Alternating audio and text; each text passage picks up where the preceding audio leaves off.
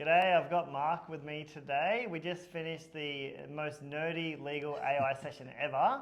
So quickly introduce yourself, Mark, and let's dive into it. Hi, Mark Metzling, National Head of Technology here at McPherson Kelly. We just did the 42001 and AI Odyssey. Yes, you heard that right, the AI Odyssey. That's right.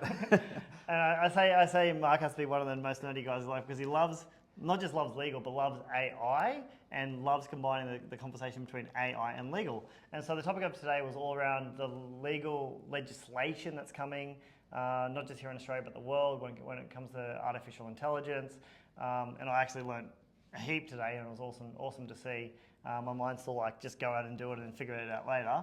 But let's just dive into what does it mean for businesses in Australia, what's coming in the EU, and then how does that translate in the coming months? So what we have is the European AI Act has been passed in early March, and it's about to be published, for want of a better term, in the next 2 months, which will bring it into force throughout the world.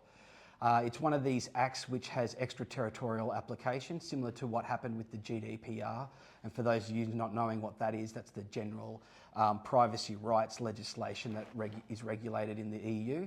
And in essence, what it means is that the AI Act, even though it's a European legislation, it will apply to any business that does business with anyone in the EU, or that has any employees, any EU citizen, or has them as a customer. So for the majority of Australian businesses, we're going to be caught if we're in this world market whereby we're dealing with a company in the EU. We're going to need to be compliant with the EU AI Act.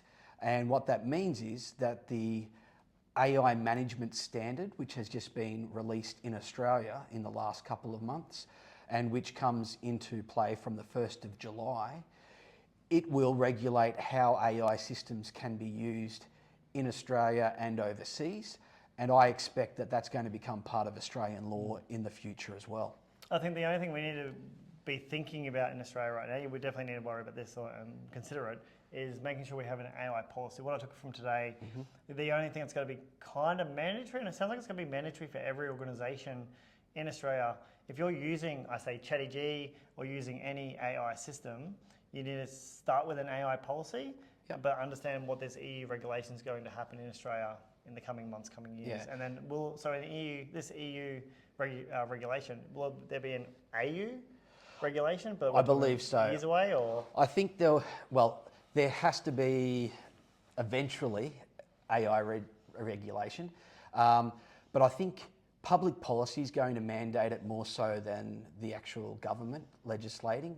And what we'll find is that businesses that want to be responsible citizens, and we're talking about the ESG commitments and everything like that, the governance part of it will see that when you look at a website and you see the privacy policy and terms and conditions, all of a sudden we're going to start seeing AI policy on the website as well, and people are going to be clicking it and seeing, well, every business is using AI. How are they using it? Is there human oversight? Are they going to just take my data or take my work? If I get Lucas to do some work for me, is he going to just take an image of me and then be able to use it? How's he going to do that responsibly? And so that's what this policy is now going to really look at. And you're going to need as a business to be able to say, oh, this is the AI system we use. This is how we keep it in check. This is how we train our staff to use it. And this is how we're going to interact with you as a customer and help you get your service or get your product from us, and how we're using AI to help with that. And what Mark means there about the AI system, I think I've talked about this before, 10,000 AI systems have been developed and launched over the last 18 months. We heavily focus on custom building in the back end. We're using OpenAI as the ecosystem, but essentially, what you're talking about an AI system, how is AI being used in general in an organization? Not just the use of it, the outcome, the information that's going into it, the information that's coming out of it. Essentially, you're classing this management system, AI system, as encompassing all the different platforms that you might be touching in business. And it can vary from whether you're using it as just a chatbot, but also even less is Outlook. Microsoft Outlook at the moment, when you generate an email, it'll actually sometimes say, oh, would you like to send this response back? Or when you're typing a sentence in, it may predict the next few words. That's all based on AI systems. And so the AI policy, if Well, from the EU standard, and if we're running along that legislation basis in Australia, the business will need to be able to say, this is the AI system that we use, this is the AI objectives that we have for it, and this is how we're keeping it in check. This is how we're going to be managing the risk, and this is the assessment we've conducted. And so going through all those steps, if you don't go through them and have evidence to actually show that you've undertaken that sort of research before you implement the AI system, you're going to be in breach of these legislations. I'm going to love to see where this ends up in the coming years. And so Mark's currently putting together this AI policy documentation, 10-page checklist that essentially we can answer questions and figure out what the hell does an AI policy even mean in business. Yep. This is all new, right? Like we're starting at ground zero is what I call it. Essentially writing it from the ground up. Yep. So once Mark has this together, we'll share it with the world and understand, what does an AI policy mean, implementing into our organisation. But then I think that my key thought process here for organisations is not just have it for sake of having it, but actually get it rolled out into your organisation and get all your staff embracing it and understanding the risk and the responsibilities and the know-hows around this AI scenario, because it's not just about having a document. No. It's about the actual use. It's the implementation of that policy. And the reason why the legislation and the standards want the policy is so that all your customers and clients can see what you're doing.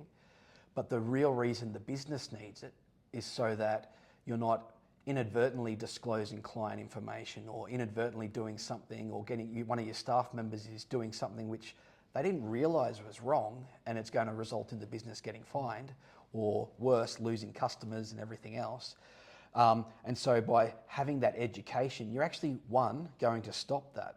But then there's also going to be a positive effect, because if you actually have a good AI policy, it will tell you how to educate your staff and how to train them to use the AI better.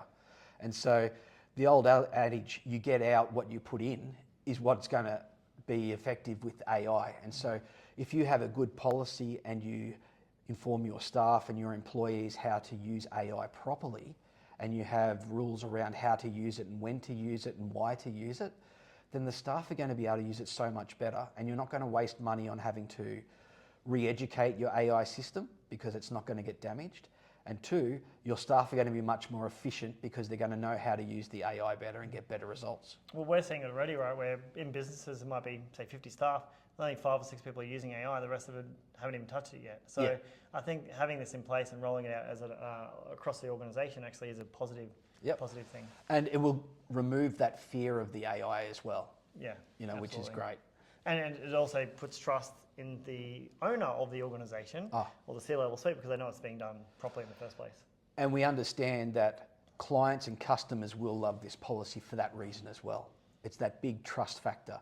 Because if you have a policy that says, yes, we use AI, we use it to do A, B, and C, and this is how we check it, and this is what we use it for, and this is how you can opt out if you don't want to use it. You just let us know by doing X, Y, and Z, or an email through to our address, then great. Your clients will come to you and say, you know what, I don't want you using AI to give me that service, and I'm prepared to pay more. Or they can turn around and say, yes, please use AI. I know you're going to use it responsibly, and I'm comfortable. Which I think everyone's got to be in the situation. I don't know about you guys, but there is not one task I do in my role that I don't use AI for. Not one task. Like every single thing I do affects it. So it's been awesome. Thanks very much for today. Really good session. I love this conversation because it's what I say, ground zero. It's the starting point of the revolution, especially when it comes to governance and compliance and putting policies in place. And it's going to be awesome to see where this goes in the coming years. Brilliant. Really appreciate it. Thank you. Thanks, Lucas. Thanks, everyone.